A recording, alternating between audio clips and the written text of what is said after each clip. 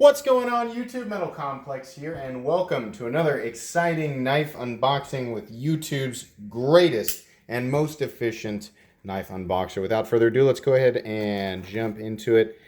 As per usual, the rainbow steel that is the main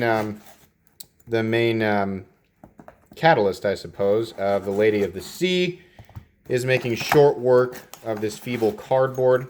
What do we have here? We have a padded case. Interesting. I believe... Oh, very, very cool. That is awesome. Interesting knife. Those thumb studs. Yeah, there we go. Okay, so I had to make sure that I was getting my thumb in exactly the right position. This is a really intriguing small knife. It's also a lot more chunky than I would have expected it to be. There's no markings anywhere, and as usual, I am not familiar with this knife, the maker, or anything like that, so I will be getting more details so that you guys know exactly what you're looking at when the review comes out. But I'm going to have to get used to that thumb stud. Or how this is meant to be deployed, because I'm not super good at it here. That pocket clip is interesting too.